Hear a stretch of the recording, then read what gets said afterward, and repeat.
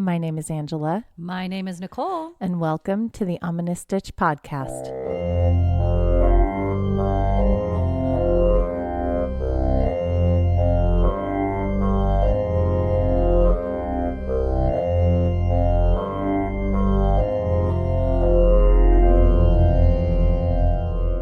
Hello, Stitchers. Hi, everybody. Welcome back to another amazing episode of the Ominous Stitch podcast. Whoop, whoop. Yay! Happy April. Yes. It's probably been April for a couple episodes. We're trying to figure out dates here. As you know, we record this way in advance. Yep. Hashtag because math, we can't do it. No, so, yeah. You know us because we're crocheters. Yep. We're crocheters. Of course we can't keep count. 1, 2, 10. Dang it. Frog everything. Oh, man. Oh, but yes, happy April. And I know this is somewhere in the middle of April. Yeah. But we're just saying it's April now. Happy spring. Happy spring. We said that last time. And let's just go ahead and do a quick shout out to our patrons. Yes. Since it is April. We need to do a patron shout out. We welcome you. We welcome you. So if you want to join the patron club and get a shout out next month, please do. We love our patrons. Yes, we do. They are Avery, Becca, Mike, Janet, Kate, and Brittany. I thought you were almost going to do that in alphabetical order. I almost did it in alphabetical order, but then I skipped Yes. Brittany. Yeah. She should have been after Becca. That's okay. And then Kate, and then Mike and Janet. Because alphabet? Because alphabet. Hashtag because words. And I guess that Yes. extends to letters There too. you go. Can't do it. But thank you, patrons. We love you. I'm only on my third cup of coffee today, guys. Only. It's not. She needs 10, guys. Just about. That's, spring is busy, busy, busy. Yes. We're all over the place. Do you have spring allergies? I do not. So thank God, because we have a ton of, pollen and stuff everywhere here on the farm. We have a bunch of scrub oak trees, which a lot of people are allergic to the oak. We have a lot of just all kinds of things on the farm. You have a lot of plant life. Yeah, we have like lavender, we have jasmine, we have a bunch of different kinds of herbs, a bunch of different kinds of plants that I don't even know, but everything's blossoming. Like our trees are starting to get blossoms everywhere. It's really pretty. Nice. We have some poppies that are growing on the farm, which is really pretty. We took a bunch of pictures of the poppies and nice. Lots of stuff happening. We have a lot of plant life that we need to start getting in the ground. We found some tomatoes that grew, let's see, I think it was around Thanksgiving. We found this tomato plant that was growing on the edge of our property outside of our fence line. Mm-hmm. But I mean, it was technically on our property because it was on our fence. But we harvested those tomatoes. They were little cherry tomatoes. And then we took the seeds. And so we started growing them. Mm-hmm. And we're growing them inside because winter time it's cold. Yes. And so we've been growing them inside to keep them nice and warm. And recently, it was about a month or so ago, we transplanted them into bigger pots that we kept the pots still inside, but they're on the floor instead of up on a counter. And my cat decided that one of the pots looked like an awesome litter box. No. And decided to, hey, let's try it out. Come on, kitty. That is and not dug your litter up box. all the tomatoes in that pot. So that was a bummer, but we still have a bunch more tomatoes, and now we're trying to grow some peppers, and we'll make our own little salsa garden. I love But that. I'm new to growing plants. I've never really had a green thumb, which is ironic because I live on a property with tons of plant life. But you're gonna get better at it. I think I'm getting better at it. The tomatoes are really encouraging because they are growing and thriving. And so that's exciting. And we have some sprouts starting to happen with the pepper plants. So that's also very exciting. We're still on baby watch or thumper watch 2024. We're still on thumper watch. As of recording, Thumper is not here, but I believe Thumper will be here soon. And That's we check cool. her every day to go out and look and see. Thumper. Yeah, alpacas are usually born in the morning. So, we're constantly like looking at her and go. And something I think the alpacas figured out is we have a camera that's pointed at the alpaca enclosure. And so they'll go to the camera and just stand there and look at it. And then we get alerts because it's a Ring camera. So we'll get alerts that, hey, there's somebody in the alpaca arena staring at you. Yeah, they're just staring at us. And I think why they do that is because we have a patch of grass right next to the arena that we've been growing so they can go graze. And so we let them out once a week to go graze in that grass. And so they're like, can we go eat the grass now? So I think that's why they stand there and look at us. Like, can we eat the grass now? But I think they're figuring out that that's how they get our attention. Because if they go stand there and look, a lot of times we'll go outside because we're looking to see if there's another alpaca or what's going on. So they're like, that's how they're getting our attention now. Oh my gosh. I love that. So it's either that or they're like, we want to go eat the grass on the other side of this gate. Please let us out. Good. Please let us out and let us eat. So yeah. Do alpacas see color?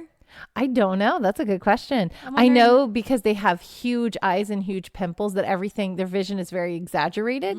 And so what I've read is like you want to move slowly towards them because it's a lot of movement if you're moving quickly towards them. I could see that. Yeah. It's like a predator. Yeah. Move slow. Yes. And they are definitely prey animals because their eyes are wide set and on the sides of their head so they can see every movement and know when it's there when there's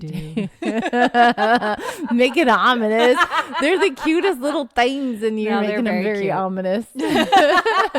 They're always staring at us, so it's really fun. I like to sit at my dining room table and look out my window and just watch them, and they'll just stare right back at you. They're like, I see you. Oh, that's creepy. Give me food. That's always their thing. They're so cute.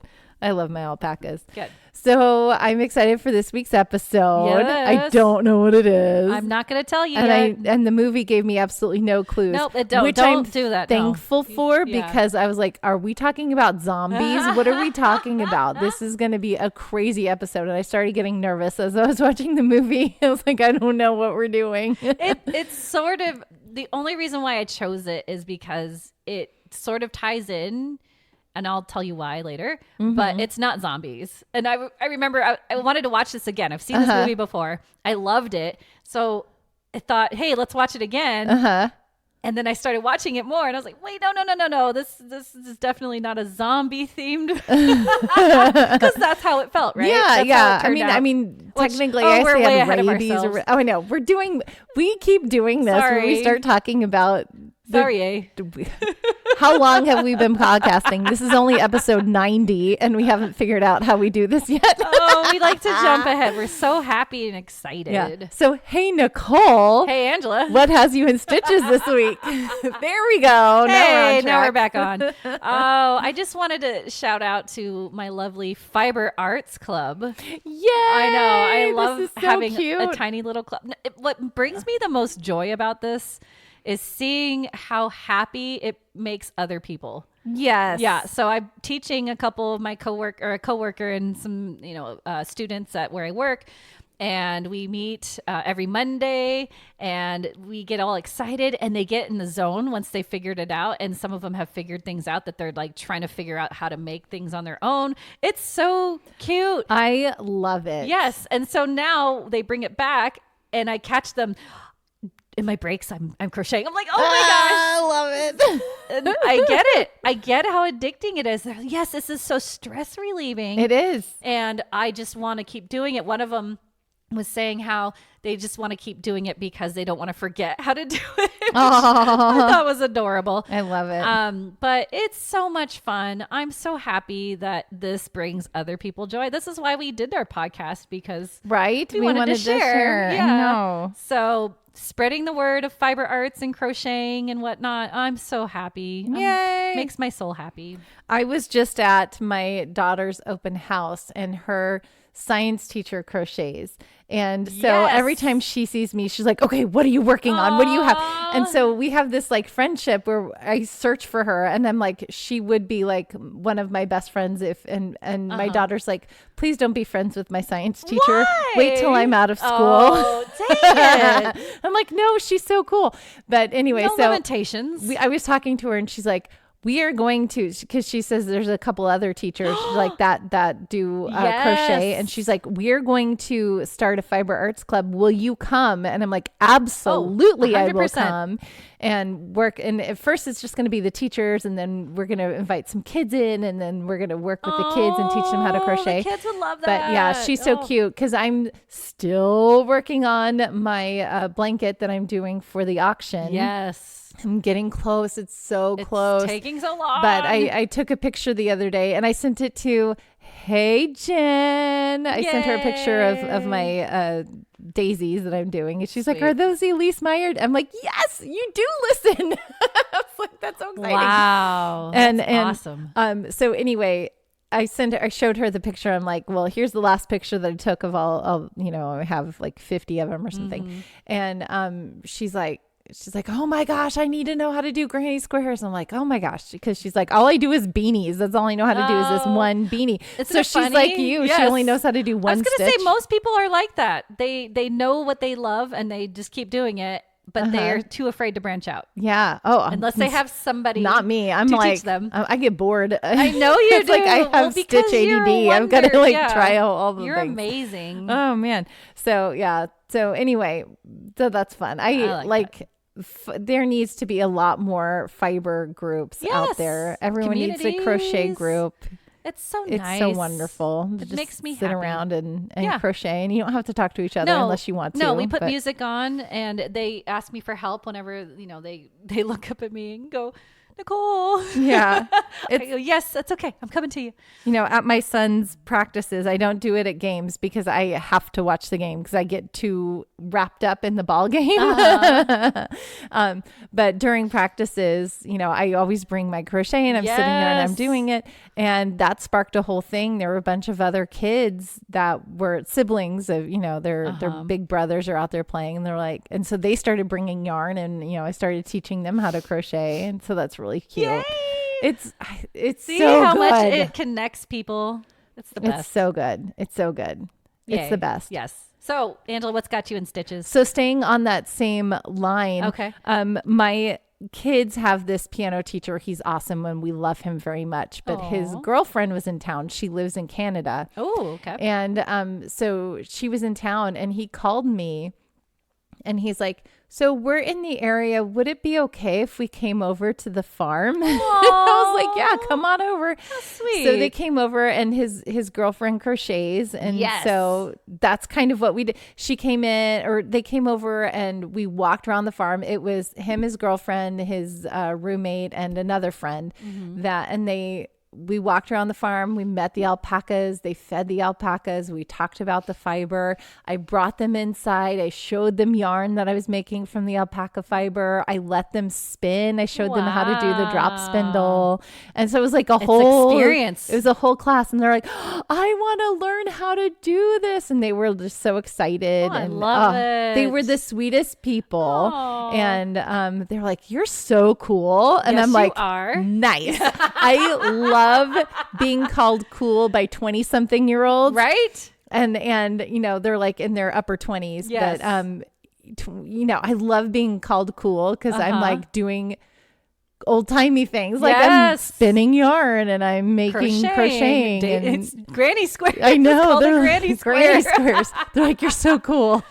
I love it. Yay. Oh, can I piggyback on this? Yes, of course. I brought up a story that I have to tell you now. Okay. So we went, my husband's addicted to disc golf right now.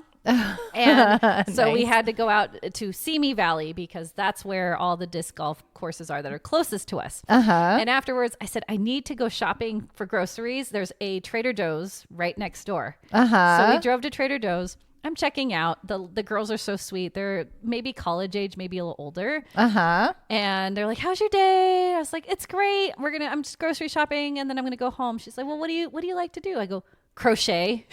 And the two girls, and then there's one cashier behind heard me.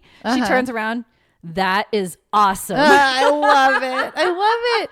And so then I launched into, I actually have a podcast.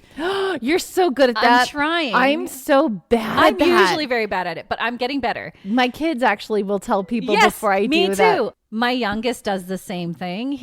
We'll go shopping and he'll talk to people really easily. My And mom has yes, a podcast. Exactly. He's the same way. But yeah, they were so excited. And I said, yeah, we have a podcast. And she looks at me and she says, I can totally tell that. I thought you have that voice. Oh, really? Yes. That's awesome. Which I said, that is the best compliment I've had in a long time. Thank you. It was very sweet. That's awesome. Yeah. I love it. Yeah. So I wanted to just kind of interject because that whole thing of, I love this. This is so cool. Crochet is the best thing ever. Yay. People are recognizing it. So yes. there you go. I love it. Yes. Yay. Kumbaya. So Kumbaya. our stitches are all about actual stitches. That's awesome. Yay.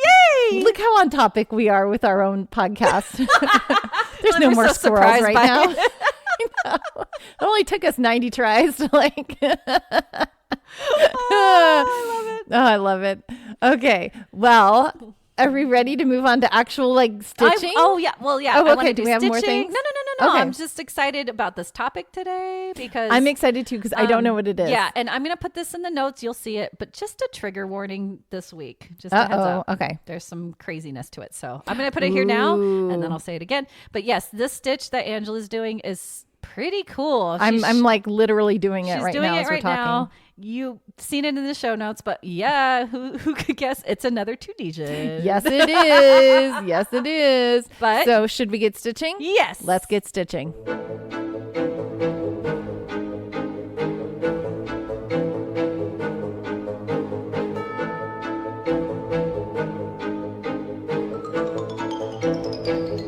Okay, Stitchers. So for this week, I got inspired again to bring back Tunisian crochet, mainly because Jen, hello, Jen. This is your second shout out in this episode today. Yeah, whoop, whoop. But Jen sent us a picture of, she's like, I thought you guys would appreciate this more than anybody in my family. And she sent a picture of her Tunisian crochet kit that she just got in her book. And I'm like, yes, way to go, Get Jen. it, girl. So I'm so excited. So I thought I would do, you know what, in honor of that, Aw. let's do another Tunisian crochet Let's stitch. do it again. Okay, Different. so I found this website and I'm like, okay, well, what stitch you want to do? And it's just a website with 25 totally awesome Tunisian crochet stitches. Crochet. Crochet. Oh my gosh. I can Because talk words. because words. And it's lovelifeyarn.com. And so it has a list of 25 different Tunisian crochet stitches, and it takes you to different websites so you can learn how to do that stitch. So the one that I chose is called the Full Stitch, or also called the Gobelin Stitch, Gobelin Stitch, Gobelin Stitch, or the Full Stitch. And I got this pattern, and there's this beautiful scarf on Pearl, P-U-R-L, Soho.com, pearlsoho.com. And they have this beautiful Tunisian crochet scarf. It's gorgeous. The Full Stitch. And so the Full Stitch is just really, really, really neat. Mm-hmm. So you set it up like you do the normal Tunisian crochet, mm-hmm. right? So you chain however many you're going to chain for this scarf. I believe it's 42. So you're going to chain however many you need to chain.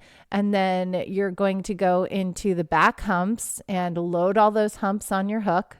And then you're going to chain one and then pull through two, pull through two, pull through two, pull through two, all the way back. So you're setting up your foundation row. Got it.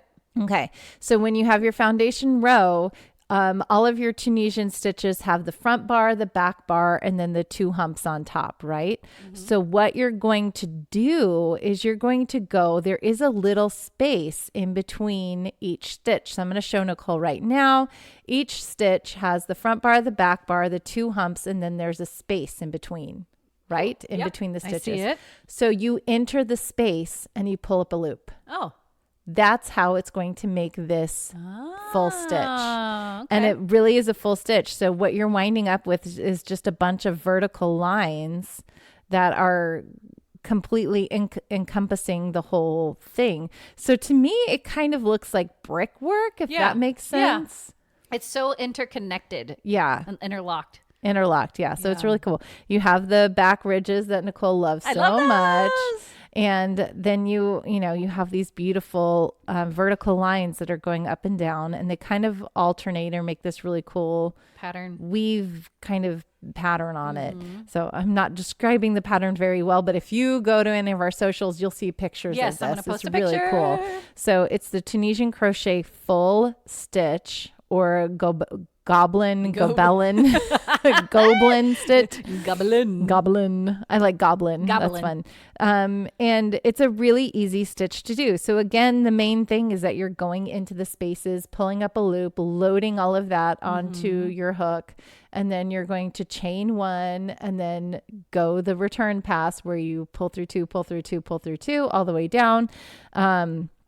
You guys know what I'm talking about. I'm like talking in Tunisian shorthand right now, but you guys know what I'm talking about. Yes. Yes, I do. It makes sense. It does. And then eventually, I swear, we will get videos. We have some recorded. We just, it's busy time. and so I'm having a tough time getting caught up on posting everything, but that's okay. We'll get there. You guys will get caught up on some of these, and we'll start doing some Tunisian tutorials as well. Yes. Yeah. With those huge hooks. With these I love it. They're so big. It's so good. I love it. I love it so much.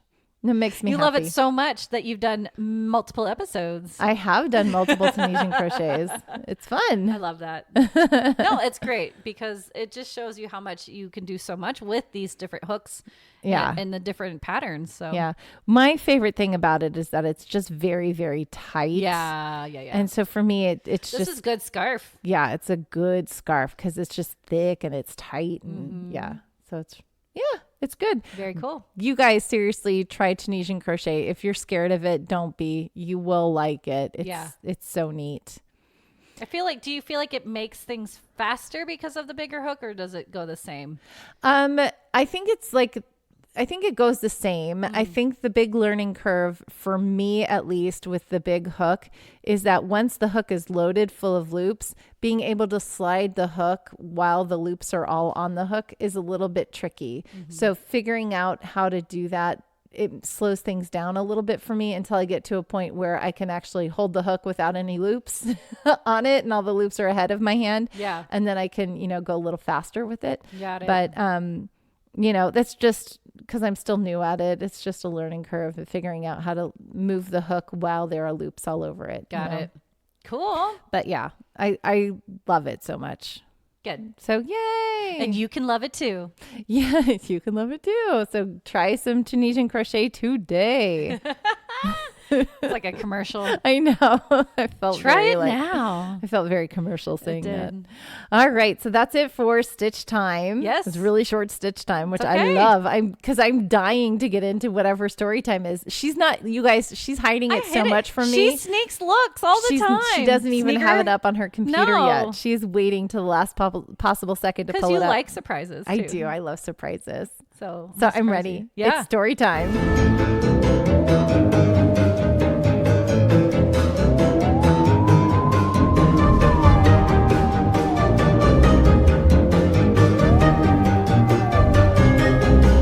This week's episode, I'm going to possibly make this another two-parter. You know me. Yay. Because there's just so much of this very broad topic, and the topic today is bizarre unsolved mysteries. Yay! I love unsolved mysteries. Yes, but as I mentioned, and before we started everything, there is listener discretion advised. Oh yeah, because I'm going to be touching up on some sensitive material. You're gonna make me go, Nicole. Yeah, or no, or oh no, or yeah. Okay, first one I'm gonna touch up on. This is the first American kidnapping for ransom. Ooh. First American kidnapping. Okay. Yeah, I didn't know about any of this, so this is kind of interesting and bizarre, okay? But the story, I think, stems from the moral of the story of Never take candy from strangers. Oh, every time. Okay, my kids joke about this all the time. I'm like, stop, stop, stop. But anytime we're driving somewhere and they see a big white van with, they're like, free candy. And I'm like, that's stop. not a joke. That's I a know. funny joke. See, I'm going to have them listen to this part of it. Maybe not, but maybe. Okay. We travel back to 1874, where Charlie Ross was one of 7 children of Christian K. Ross and his wife, living in their large stone mansion in Germantown, Philadelphia, PA. Okay. Charlie Ross. I'm going to show her a picture. Okay. There's Charlie Ross. Oh, how cute. I thought it was a little girl, Nope. but he's just got lots of curly hair. Lots of curly hair. What year again was this? 1874. Okay. And that year, Charlie was a cute, chubby-faced boy of 4. And he was practically joined at the hip with his older brother, Walter, 6. June 27th, 1874. Charlie and Walter were outside of their home playing on a sidewalk when 2 men drove by in a buggy. They slowed down and stopped next to the boys and offered them candy. Oh. They talked to them for a while and then they took off. But daily after that, for about 5 days, if the boys were playing outside, the same 2 men would stop, chat, and offer candy. Oh, they're conditioning them. Oh. Yeah. July 1st, 1874 came around and Charlie and Walter were both playing outside again. The 2 men drove up, told them they would drive them to the store to buy candy and fireworks since July 4th was around the corner. The boys agreed. No. Charlie asked at one point where they were going because they didn't stop at the usual candy store he knew about. And the men said, oh, they're going to go to Aunt Susie's where they could get more for the 5 cents. They did reach the corner of Palmer and Richmond Streets, handed Walter 25 cents to go buy fireworks at the corner store and let him out. As soon as Walter left the store, he realized the men were gone with Charlie. Walter started crying loudly, and thankfully a stranger named Henry Peacock met him and returned him to his father. Aww. At the same time, when Christian Ross walked outside to find his boys and thought they were maybe playing in a neighbor's yard when he didn't see them. But then another neighbor told him she saw the boys traveling in a buggy. Christian began looking for Charlie since Walter had just returned home, and he didn't tell his wife right away because she was in Atlantic City recovering from an illness. Oh. But only 2 days later, she found out because Christian started posting advertisements in the newspapers for his son's return. People mentioned seeing both the boys and the buggy on July 1st, but no one can recall seeing the buggy with Charlie alone. Then on July 3rd, a letter was sent to Christian Ross that had been mailed in Philadelphia, written poorly with a lot of misspelled words and poor grammar. It read, July 3rd, Mr. Ross, which is R-O-S. Okay. Be not uneasy, you son, Charlie, be all right. We is got him, and no powers on earth can deliver out of our hand. You will have to pay us before you get him from us, and pay us a big cent too. If you put the cops hunting for him, you is only defeating your own end. We is got him put so no living power can get him from us alive. If any approach is made to his hiding place, that is the signal for his instant annihilation. If you regard his life puts no one to search for him, you money can fetch him out alive and no other existing powers. Don't deceive yourself and think the detectives can get him from us, for that is impossible, spelled impossible. You hear from us in a few days. It's really bad. Mm-hmm. Only 2 days later, another letter was sent stating Charlie would be released for a sum of money. That's it. But then July 7th, the kidnappers demanded $20,000, which is about $544,431 today. Jolies. With instructions on how Mr. Ross would pay the kidnappers. They threatened to kill Charlie if he involved detectives or police. He tried to comply, but never contacted the kidnappers. But here's the kicker. Yes, the Rosses lived in a large, gorgeous mansion and owned a small dry goods store. However, there was a huge stock market crash in 1873, and the Ross family happened to be heavily in debt. He couldn't pay the ransom. Yeah. He didn't have that money. Ross thought he had no choice because of this to go to the police. Detectives tried helping the best they could, but they came up with nothing. Ross even tried contacting the kidnappers through personal columns in the public ledger, and he did receive a response at one point from the kidnappers that just ridiculed him. Ross received roughly 23 letters in total from the kidnappers, Ross consistently stating they would simultaneously exchange money for Charlie, but the kidnappers claimed that was impossible and threatened to kill the child. Well, how are they expecting? Okay, maybe I'm just not understanding. They want him to drop off money somewhere, and then they were going to release Charlie and tell them how to find him. They didn't want to give that's exchange the for thing. exchange. Oh, okay. Because they thought then the police would get them or something. Right. Okay. Now I understand. Because I was like, if they don't tell him how to give the money, how are they expecting to get the money? If no, they were telling him how. It. They were telling him how. They just didn't. It's not specified. Right. August 2nd, Chief of Police George Walling of New York thought he had reliable information as to the identities of the kidnappers, but needed the original letters.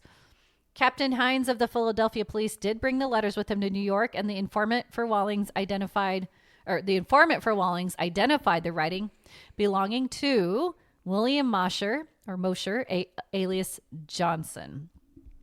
The informant went on to state that in April of 1874, Mosher and Joseph Douglas, alias Clark, tried to convince him to kidnap of the Vanderbilt children as they played in their yard at Throngs Neck, Long Island. They decided they would hold him for a ransom of $50,000, and the informant would be to take the child on a small launch and keep them in seclusion until the money was received. But the informant turned them down and did not want to go through with that plan. Okay. Well, good. Somebody had some moral. Yep.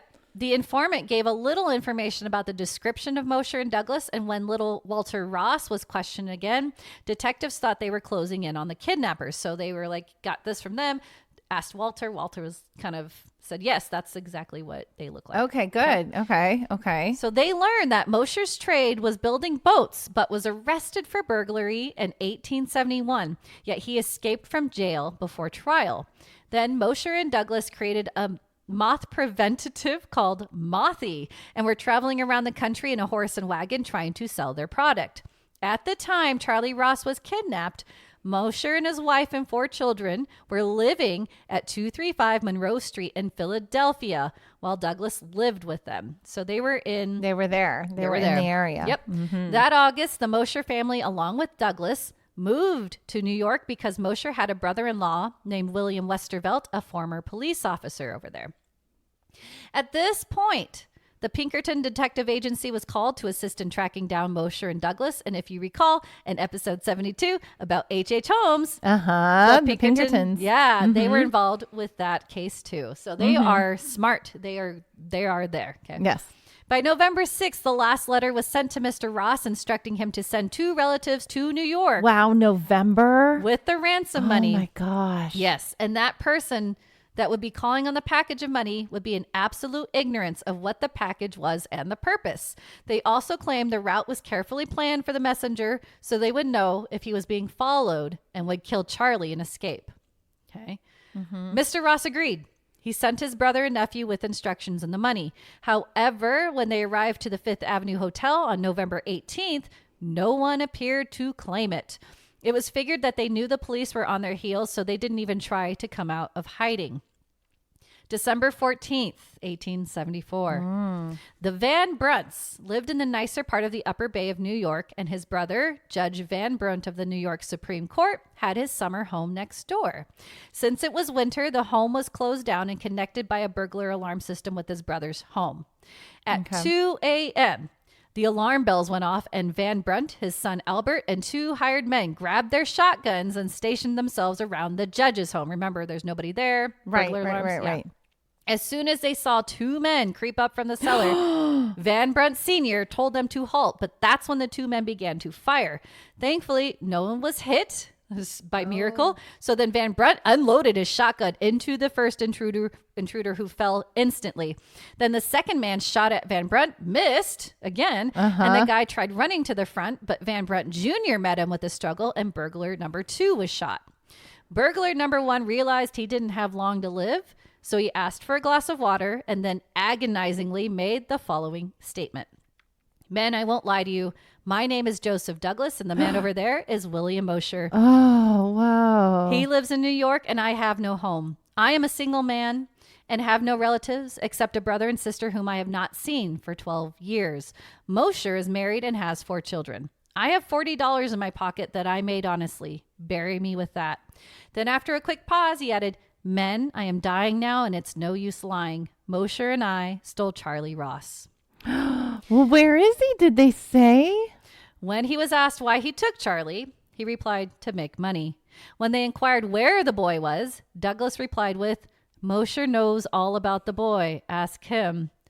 And no, Mosher was dead at this time. Dead. Oh. But when they told him he was dead and dragged his body to where Douglas lay dying, Douglas responded with, God help his poor wife and family. And then added, Chief Walling knows all about us and was after us, and now he has us. The child will be returned home safe and sound in a few days.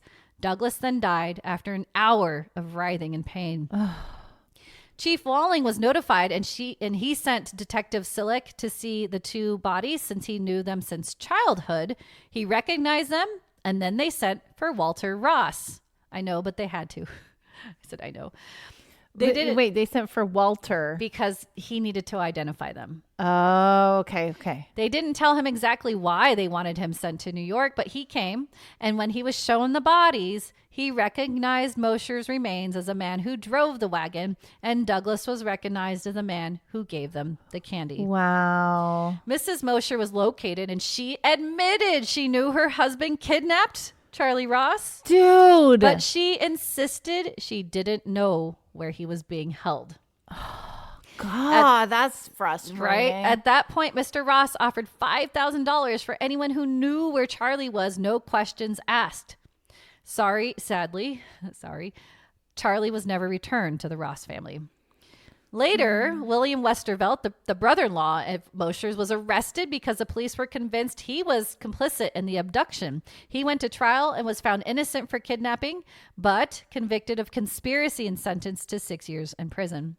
Poor Christian Ross went on to write a book in 1876 entitled The Father's Story of Charlie Ross, the Kidnapped Child.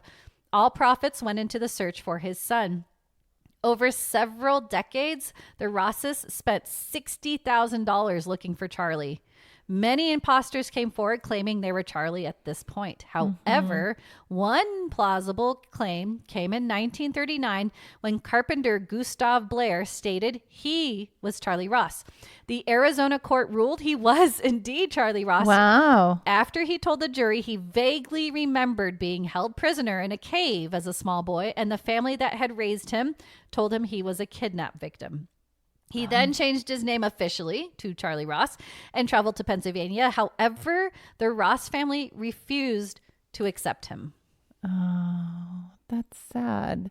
Like, I hope it is Charlie Ross.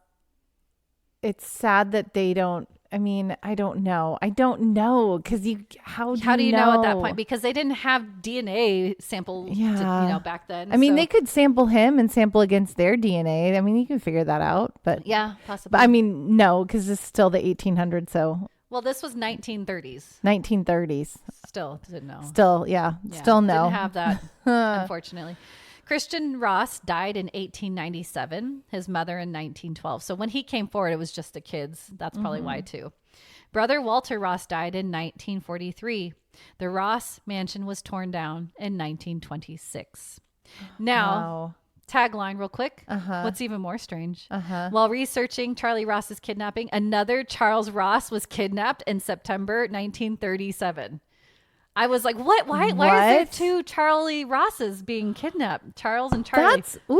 That's like glitch in the Matrix stuff. Right? That's crazy. Charles Ross. He wasn't a little kid. He was a wealthy president of a greeting card company.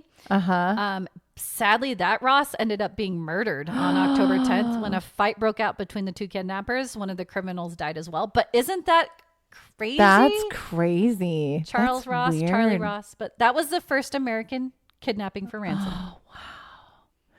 Okay, so I have like kind of a personal connection to kidnapping. No, not don't say me. That.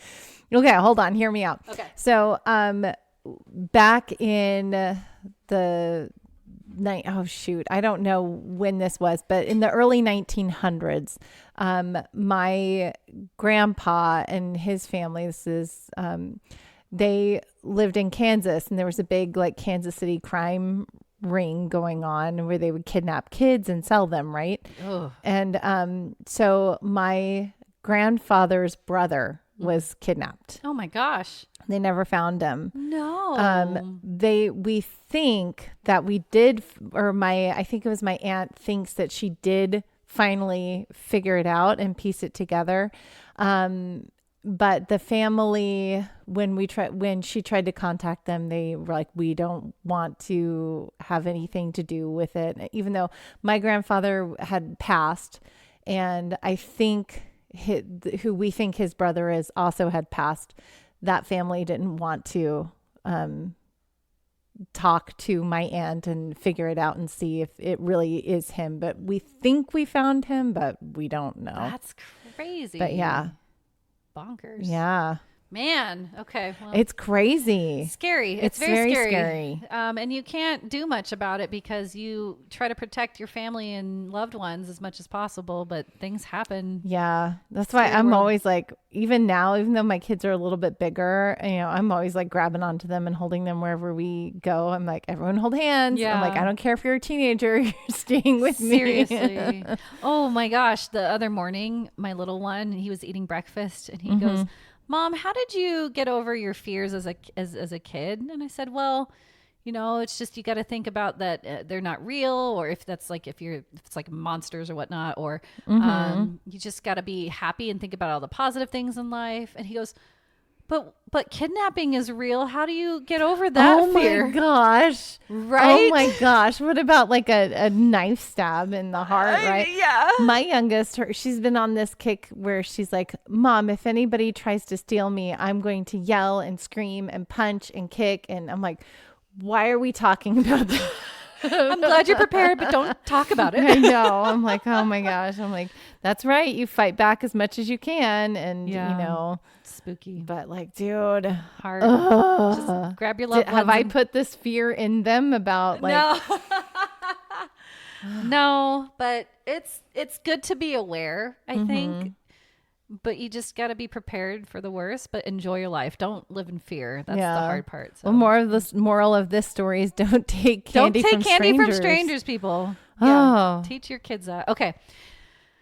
This next... Except for on Halloween. Except Halloween. You know where you're going for Halloween. You trust those people, I hope. Okay. This next story is the trigger warning, okay? Okay. 2 murders with eerie similarities 160 years apart. Ooh, glitch in the matrix again. Yes. So this is a true crime in this strange circumstances, okay? Mary Ashford was a native of Erdington, England, born 1797 or 98. There's not a real clear year, but we know how old she was when all this went down.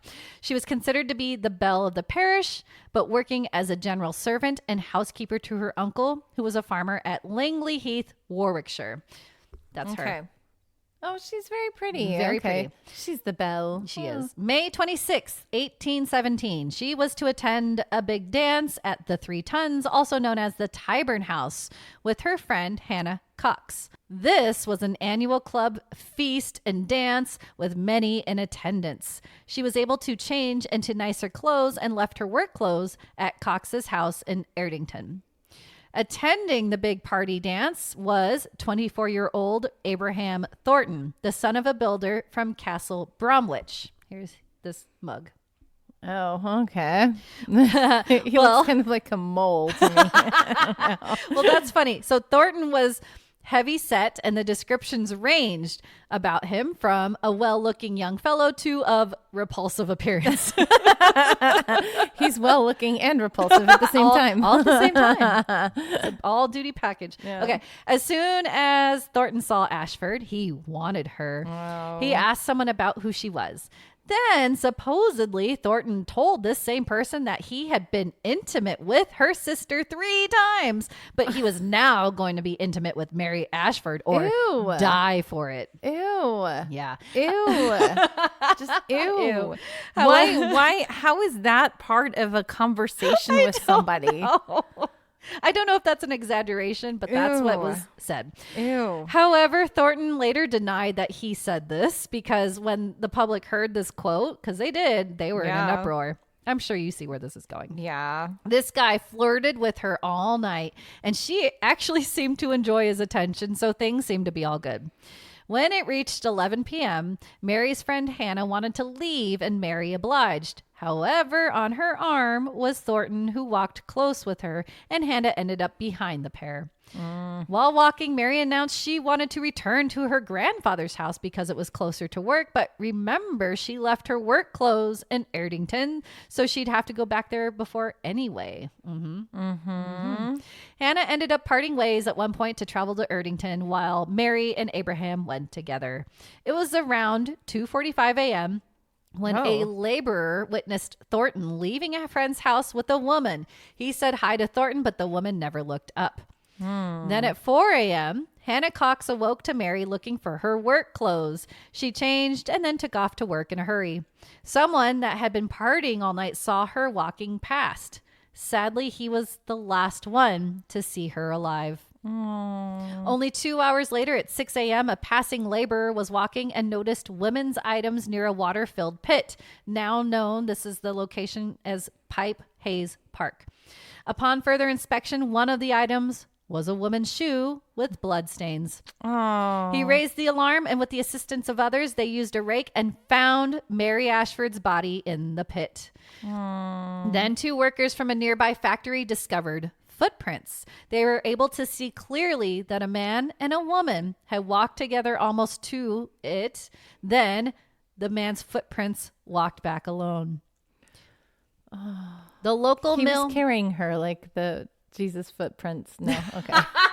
Sorry, that was a horrible joke. Just trying to make Nicole laugh. I didn't even think about that. Oh man. Okay. That was a bad joke. It was just, I was trying to make Nicole laugh. That's the whole thing. Lighten the mood. Yeah. The local mill owner did his own investigating as he returned to Tyburn House and asked around when and whom with Mary Ashford left with because he knew she had been there the previous night. The landlord, Daniel Clark, then started to ride towards Castle Bromwich to find Abraham Thornton, to which he found almost at once. Thornton was then told of Mary's death and said he had been with her until 4 a.m. He returned to Tyburn with Clark, where he was interrogated by Assistant Constable Thomas Dales from Birmingham. He then arrested Thornton. But Dales didn't even write down anything that was told to him, and he forgot a lot of the information given to him. Good job. Such a good detective. So smart. Right? Okay. So then Magistrate William Bedford ordered Thornton to be searched. And it was then revealed that he was donning underclothing with blood stains. To this, he admitted to having sex with Mary the previous night. His shoes were then removed, and the factory workers took them to the field next to where they found Mary, and they testified at trial that they matched. In Ashford's post-mortem examination, they found she had died from drowning, but there were 2 lacerations in her genital area. It was concluded that she had been a virgin prior to being intimate with Abraham, so that did cause the bleeding, and she was also on her period at the time of her death. When an inquest was held on May 30th, 1817, Thornton was committed for trial because the verdict was willful murder. All the locals were against Abraham. People had sold pamphlets and made poems against him. His defense lawyer or person, I don't know if they had lawyers back then, but his defense wasn't happy about this because how are they supposed to have an unbiased jury? Well, yeah. But August 8th, 1817 came around and the trial took place at the county hall in Warwick. Apparently, due to the nature of the evidence, women were not permitted to see the trial go down. That's lame. Agreed. That's agreed. I put WTF in my notes. Yeah, seriously. Like, well, let's just keep women ignorant of what can happen to them. Yeah, that was not helpful. That was hurtful, everybody. Prosecution claimed that Thornton had failed to woo her, and he was so mad he lay in wait for her near the pit. He knew she had to cross the field when she returned from Erdington. While crossing, she saw him and she tried to run, but he caught her and somehow coerced her to walk over into the next field. But then he basically violated her.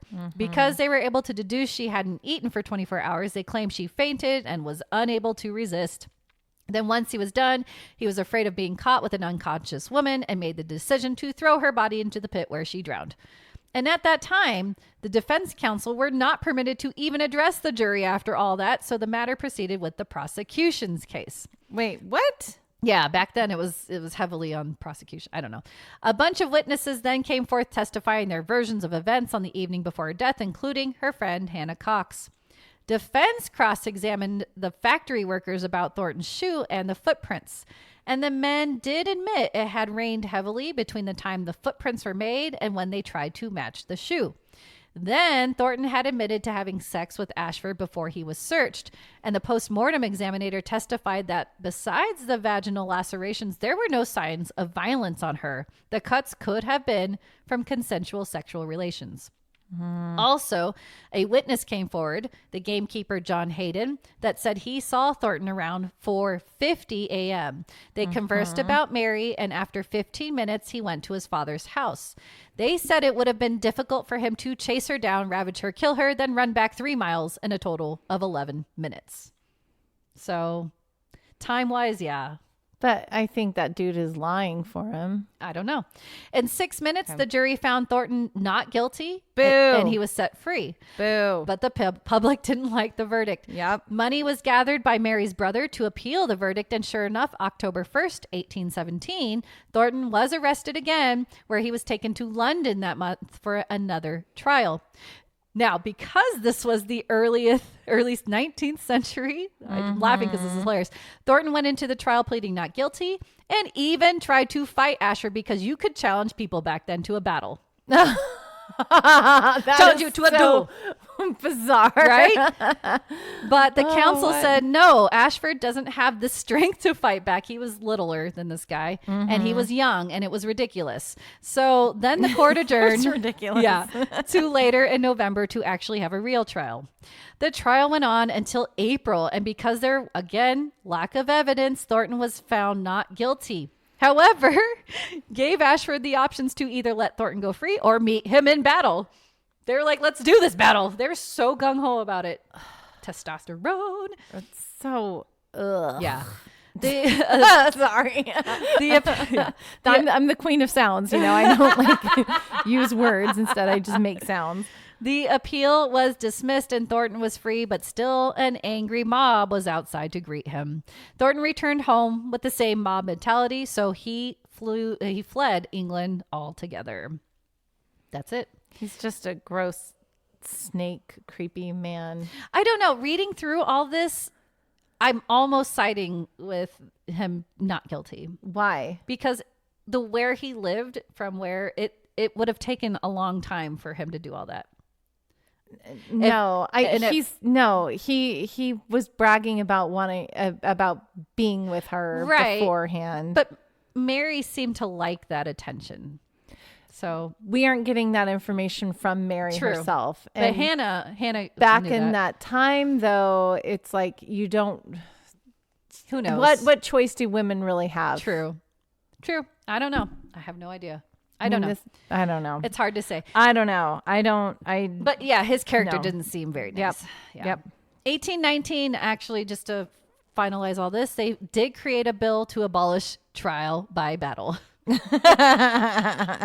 Nice. Okay. Oh, and then more so. So Mary Ashford's gravestone, which is now illegible, is inscribed with, as a warning to female virtue and a humble monument to female chastity, this stone marks the grave of Mary Ashford, who on the 20th year of her age, having incautiously repaired a scene of amusement without proper protection, was brutally murdered on 27th May, 1817. Yeah. Sadly, we don't know exactly who Mary Ashford's killer was. And again, that's up to you guys to believe. Now, this murder is very brutal and sad, right? But Here is the bizarre part. Okay. Fast forward to May 26, 1974. Erdington native Barbara Forrest, a child care worker, went out with her boyfriend to celebrate the May bank holiday. They visited pubs in Handsworth and Birmingham City Center, and then around 1 a.m., they decided to walk back to a Colmore Circus bus stop. And once she got on, he caught a bus home to Moseley. Barbara never made it home that night, and her boyfriend was the last to see her alive. June 4th, 1974. Her semi-naked body was found only 500 yards from her home on the edge of Pipe Hayes Park, just mere feet from Chester Road, which was known to have traffic. She was buried beneath bracken in a shallow ditch. Detectives interrogated the other passengers from the number 67 service bus Barbara rode, but no one could remember seeing her. The few theories they had were that maybe she had been taken from Colmore Circus, or maybe someone she knew offered her a ride, or once she stepped off the bus, the killer could have grabbed her. Then a witness contacted the police, and they said they saw a blue car parked close to where her body had been discovered, roughly where Barbara was most likely killed. Finally, a suspect was identified, Michael Thornton, who had worked at the same children's home as Barbara, and he was charged with murder because they discovered blood on his trousers and his mother had lied about his alibi that night. Thornton. It is I know. Thornton. Nicole, this is like, it's a repeat. What is happening? Is he related? I mean, it's like in the same town and everything. Same location, same day, same name. Nicole, are they related? But because of the lack of evidence, Thornton was acquitted. Shut your face. So can you see all the eerie similarities? Let's talk about him again. You guys, are you hearing this? This is nuts. It's crazy. Nicole. Both. I know. This is why I'm giving this to you. Okay. Both were strangled to death in roughly the same location. Oh my gosh. One said she drowned, but who knows? Yeah. Both died on the same day and almost similar hours after Whit Monday. Yeah. Both were unmarried. Both were 20 years old. Oh my gosh. And one site said they actually shared the same birthday. I don't know, but there you go. Oh, what? Both apparently had premonitions of what was to come. Mary Ashford confided in Hannah's mother that she had, quote, bad feeling about the week to come. And Barbara Forrest told a colleague that this is going to be my unlucky month. I just know it. Don't ask me why. Oh, whoa. Both were violated before their murder. Yeah. Both suspects had the last name of Thornton. Both Thorntons were suspected due to blood stains on their clothing. Trousers. Yep. Yeah. But both were found not guilty due to lack of substantial evidence. Both had siblings contest the finding of the court and demanded further investigation. Both cases are considered cold cases. Okay, so how many years do we have to wait for somebody to get this murder right? 160. Oh my gosh. It repeats itself. Time, man. Dudes. Isn't that bonkers? Bonkers. It's, yeah, I have no words. This is nuts. Why does that repeat? It's nuts. You guys. I don't know what to, I'm like, I can't word right now. Words are not forming. That's crazy. Isn't it crazy? Oh, wow. I don't like it. I don't like it. We need to arrest the Thorntons so we can't do this anymore. Yeah. Stop it. Thornton bloodline. Maybe move somewhere else. Oh, if your last name is Thornton, don't be around 160 years. In 160 years. Yeah. What's that? From 1974. You got some time. Yeah. All right. Oh, geez. Here's my last one. This one's bizarre in a weird way. You have 110 years. 110. I did the math. Because it's 2024. Look at me. 74. Because it's 50. I know. Because I'm 46 and I was born in the 70s. I get it. It's 50. She's laughing at me. Because the way she said it. I know. Because like, my face, I was all mad. Very adamant about this. Oh, you're funny. Oh, dude. You ready for the last case? Yes. Which is funny case. Okay. Have you ever heard, Angela, of the lead masks case? The lead masks case? No. Tell me. All right. This is a hot button topic across podcasts everywhere. Is it really? Because every time I was research, it was Podcast every two podcast. Ooh. Like, wow, everybody is very intrigued by this. Ooh. Because it's never been solved. It's such a bizarre event. Okay, let's solve it. Yeah, let's do this. I'm ready. You might not be able to.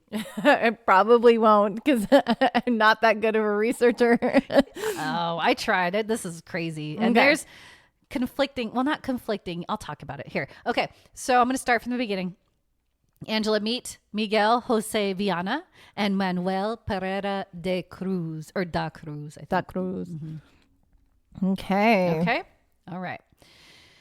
What we know of them is they were from Campos dos Goitacazes. Goitacazes. Let me say that. Nice. A town about several kilometers to the northeast of Rio de Janeiro, Brazil. Okay. Brazil. Okay. Anyway, Several. go ahead. They both worked as electronic technicians and both were married and had some families. August 17th, 1966. They both told their families that they needed to head to Sao Paulo to buy equipment and a new car or a car. And off they went on a bus for Niterói, which is about 175 miles away. They arrived in Niterói at approximately 2:30 p.m. and they first bought identical waterproof raincoats at a local store. Then they stopped into a bar to buy a bottle of mineral water.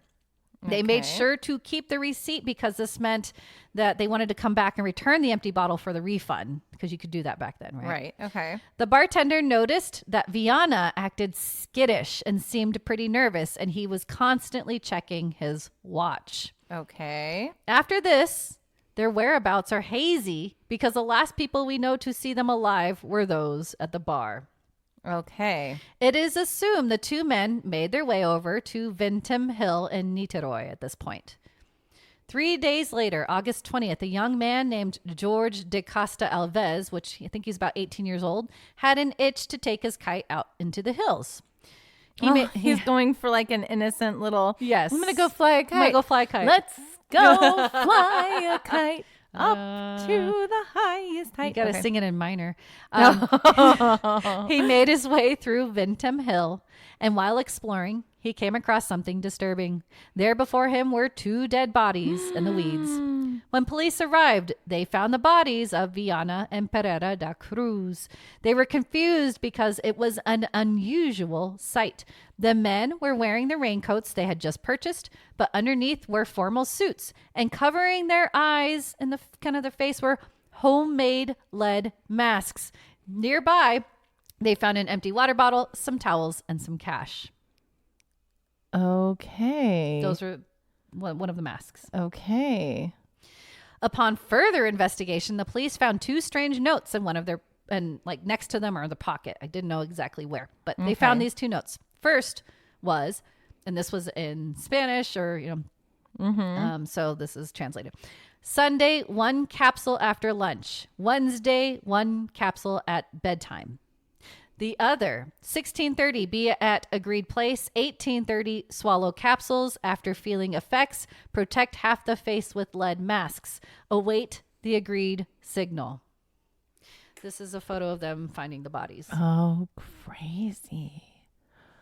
They were, what? That, oh. I wonder what they think was going to happen. Oh, what?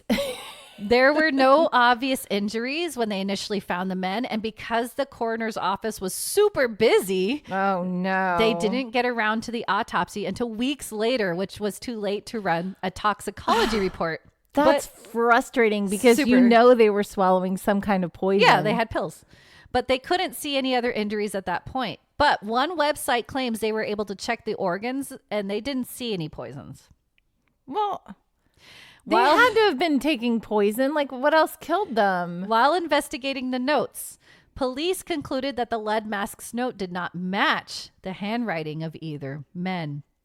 Over time, theories emerged. Pereira de Cruz's wife stated both men dabbled with scientific spiritism, which includes both being very interested in contacting alien spirits.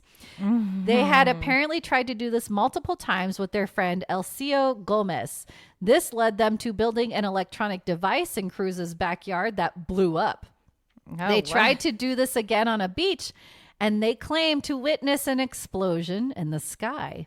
Could they have been trying to reach out to aliens?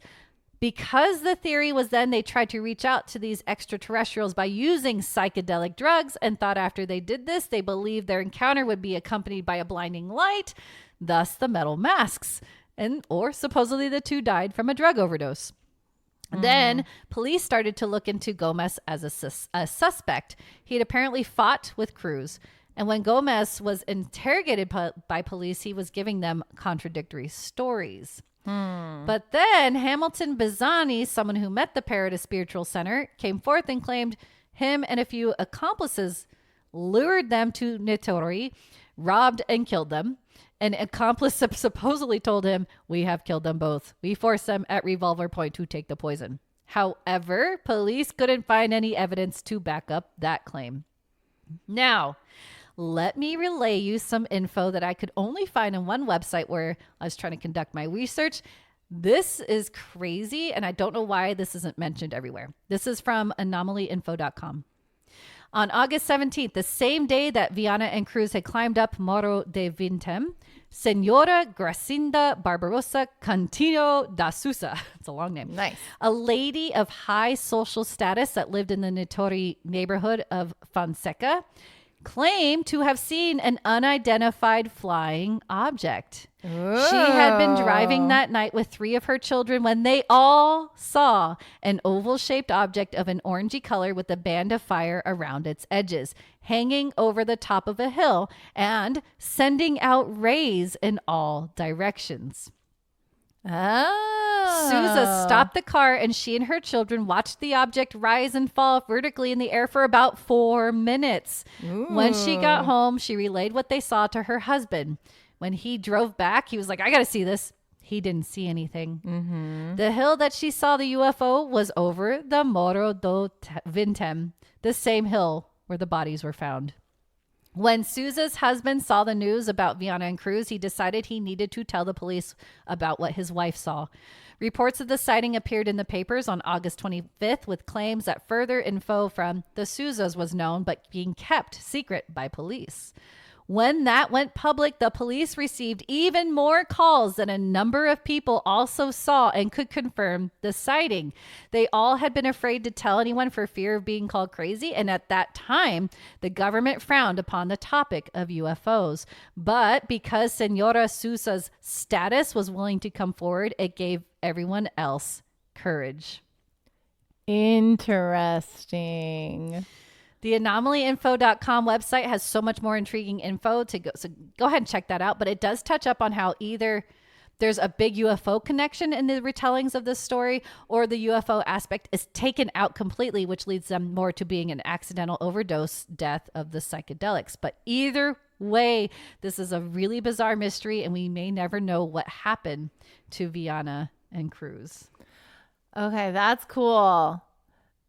It's sad. I'm sorry. It's very sad that these 2 men died. Let me put that out there first. Of course. It's very sad that those 2 men died. Yeah. But that is an interesting mystery. I can understand why it's so popular with podcasts. It's like, dude. Did they do this to themselves? So Was it people involved? Was it UFOs? I'm kind of feeling that if they were into...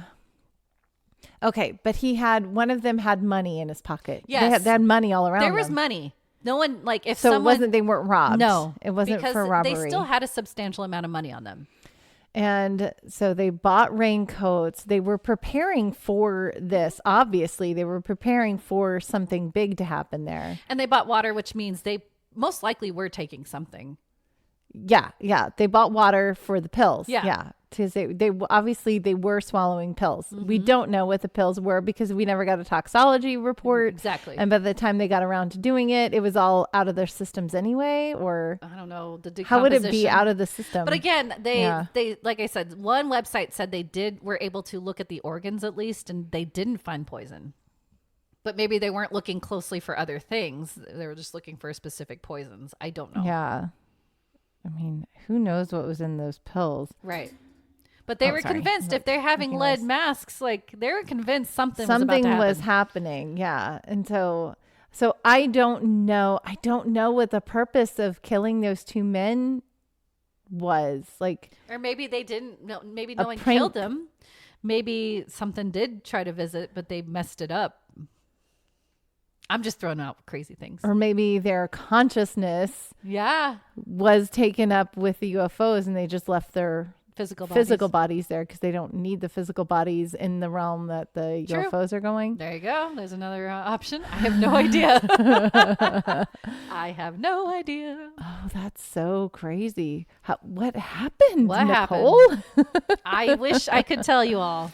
That's a good mystery. I'm going to be like pontificating on that for a long time. It's funny. This reminds me of somebody, like, it's an icebreaker on TikTok. They said one good icebreaker you should ask somebody is, if you could find out only one mystery of the world, what would it be? And I thought that was a great icebreaker, because then do you split those in categories, or you just one thing that what's the meaning of life? 42. Duh. It's 40. We already answered that one a long time ago. Exactly. It's 42. But yeah, isn't that crazy? These mysteries in the world. There's so many. That one's an interesting one. Like, it feels like it's very laid out, but it really isn't, because there's so much you don't know about it. And like I said, some websites more, again, heavily into the pills and overdose, but why didn't they tie into those stories of that UFO? It's like the Diet Love Pass all over again. Exactly. Oh, so cool. So cool. Like, tragic.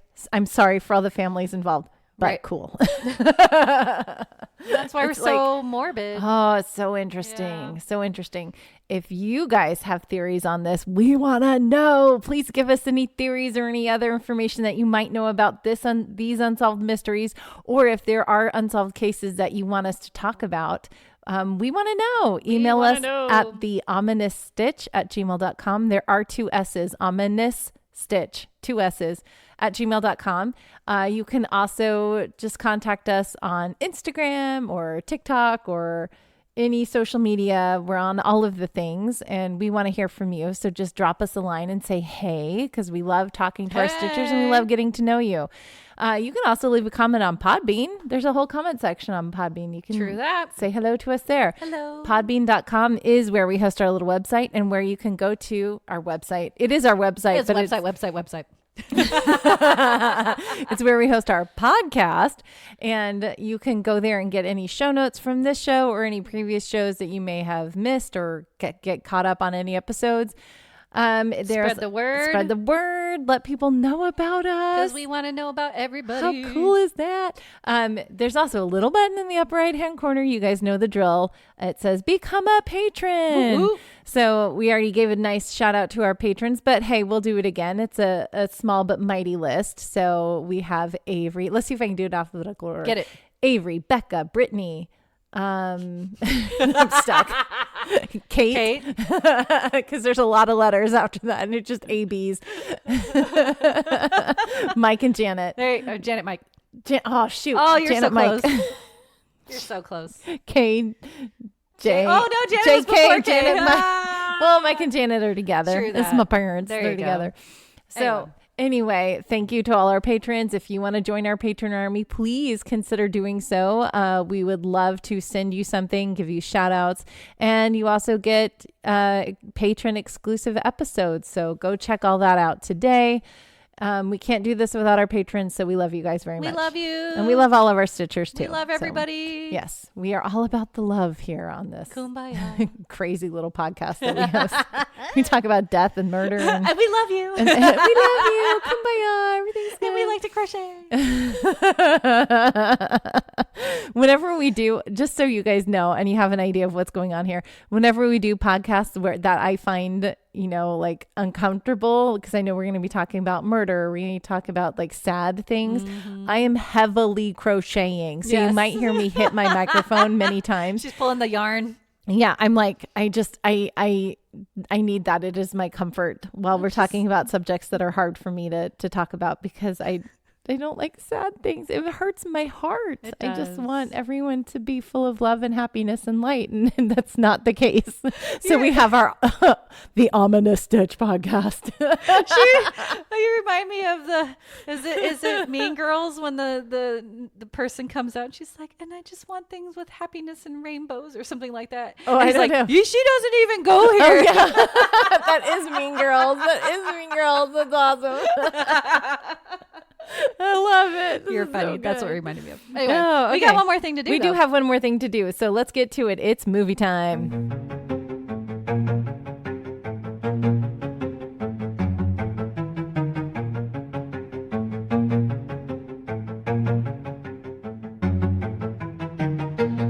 This week's movie review, Quarantine. Released in 2008, IMDb rating of 6 stars, and the synopsis.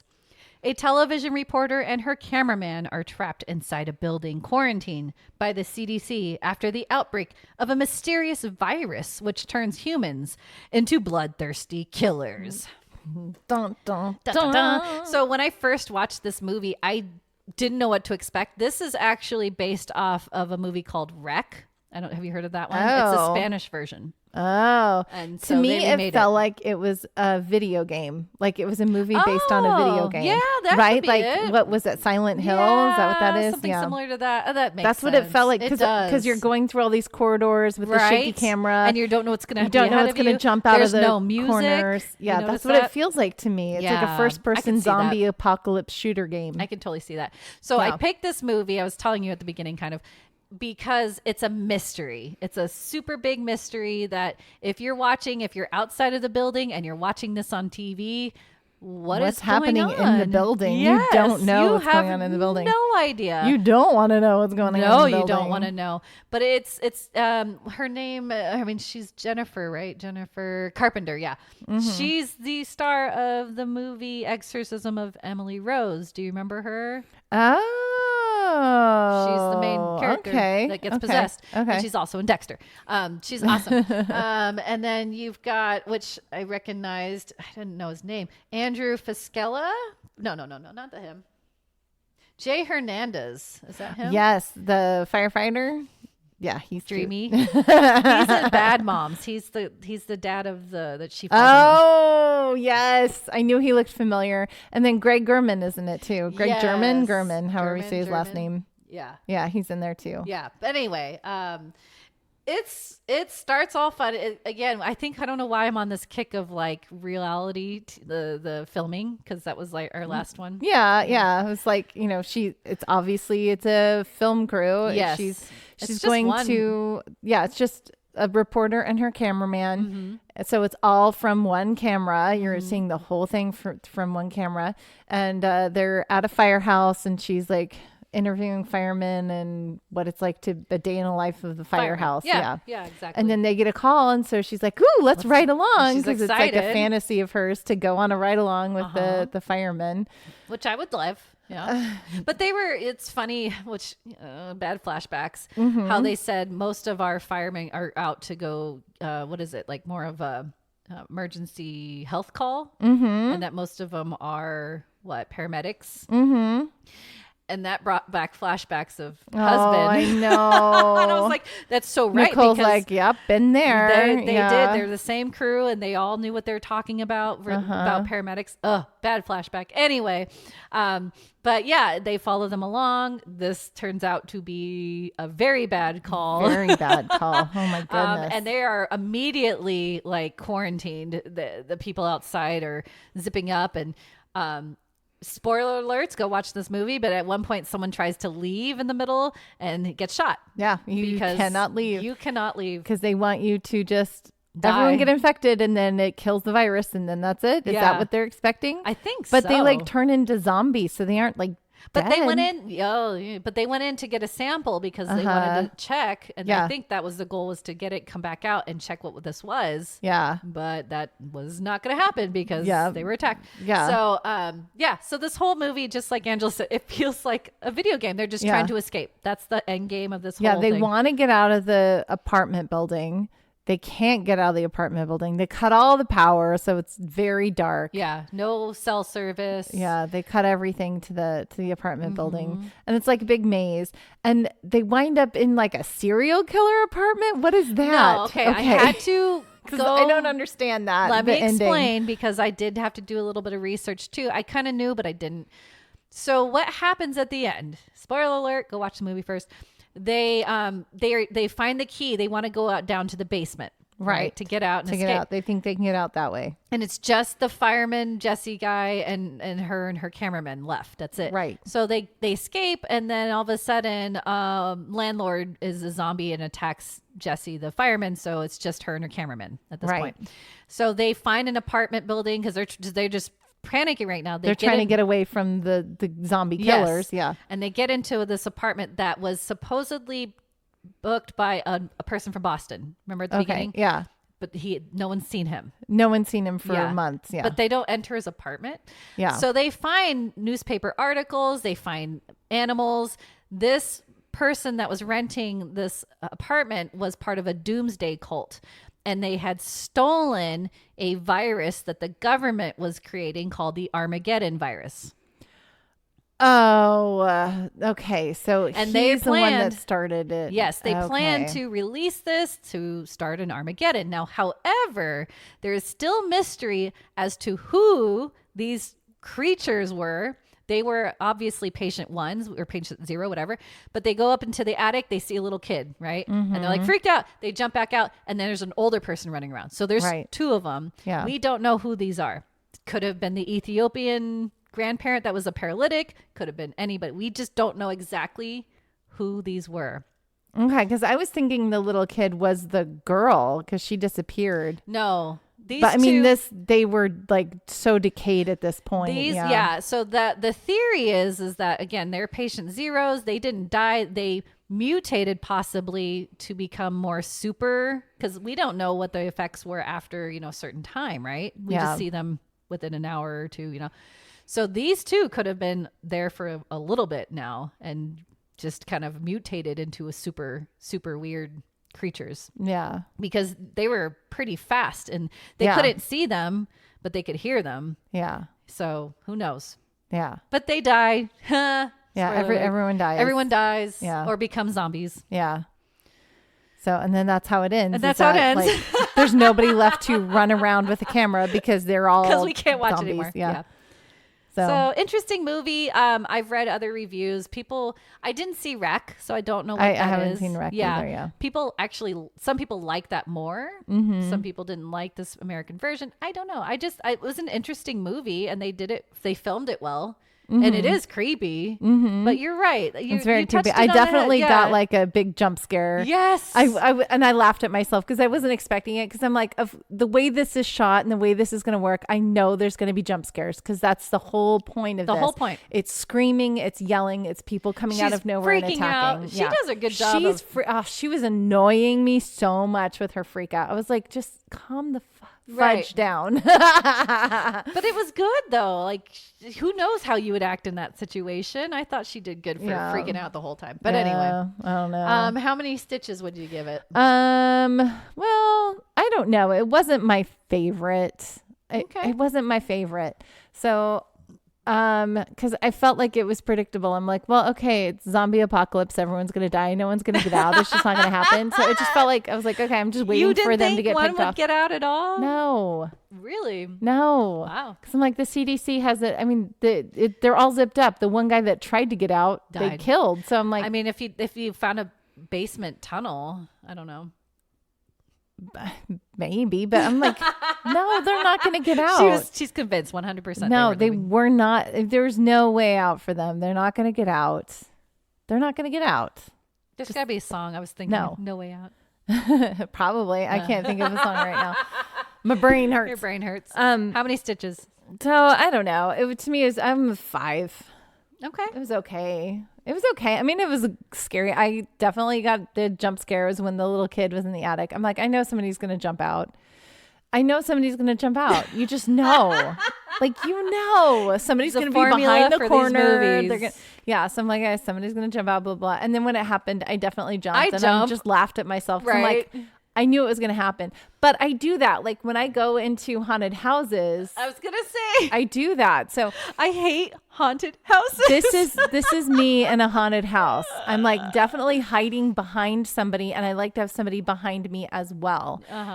I want to be in the middle of a group of people that I know, and I'm holding on to them. Yes. And I look in the corners and I look in the sides and everywhere. And every time I see somebody who is going to jump out, I go, I see you. I know you're going to jump out. I see you. And I yell at them. And then when they do jump out at me, I scream anyway, even though I know what they're going to do. And I tell them what they're going to do, and they do it, and I scream, and then they laugh because I am apparently very fun to scare in haunted houses. When I was a teenager, I went through a haunted house, and I was the last person in my group. Because everyone got ahead of me, and I was grabbing on, and I was yelling at everything. And this one dude with a chainsaw, this is where my fear comes from high school. I'm a 46-year-old woman and this still haunts me. Right. So this one dude, it wasn't a chainsaw. He just had a flashlight. That's all he had. There was a different chainsaw guy, different chainsaw. But he just had a flashlight, and it was pitch black. You can't see anything. And then he held his flashlight up at his face. He's like, boo. And I couldn't see anything. I just saw the light, and I screamed, and I was like, ah, like, get away from me. And then he thought that was so awesome. He followed me through the entire house. Oh, that's mean. The entire house he followed me through. And I kept yelling, and he's like, give me a kiss. Just give me one kiss. I'm like, get away from me. I don't like you. I don't like you. I don't know you. Should've and I'm like punched him. yelling at him. And he thought that was hilarious. So he followed me the whole way through. And then as we got out, he's like, I just want to say you were awesome. You're my favorite scare of the night. That was so cool. I'm still yelling at him. So Get away from me. So I don't mean. like you. And I kept yelling at him, and he thought that was hilarious. I'm like, no, I'm terrified, dude. So that like scarred me on haunted houses. I'm like, I don't want to go to them. No. Oh, I'm sorry. That's okay. I don't like them. I will go to truly haunted houses, like real haunted houses, but not the Halloween fake ones. When there's people popping out at you to scare you, that was their No, intention. thank you. I don't agree. like you. I'm the same way. Universal Horror Nights, I don't think I'll ever do, because that's not my cup of tea. I don't like those. Yep. Because I know you're human, and I know you're jumping out at me. Yep. And I know that's all you're trying to do. Yep. I hate that. Yep. Yep. I'm Not glad for me. we agree on that. I give this about the same, about five stitches. Yeah. It's the same. Yeah. It was fun, but yeah. Yeah. I would play this as a video game. You're right. Yeah, it's a good scary video game. I think it would make a great video game. That'd be fun. Yeah, zombie apocalypse. Just go kill everybody. Yeah, I wonder if they figure out what the mystery. It feels like a video game. It does. Yeah, but they did great with the effects and everything. It was well done for one of those homemade movies. So yeah, well done. Yeah, yay! Well, this was a fascinating episode. I want to know more. We should do more unsolved mystery. That's what I'm saying. Things. There's so many out there because I think it's really cool. Yeah. I'm fascinated by unsolved mysteries. Me too. So, we should do more of them. Okay. If you all listeners have any, shout or what is it? Requests. If you have any requests, please we're let me looking know. for show ideas. So please let us know. Always. Yep. And until next time, we will see you, Stitchers. See you, Stitchers.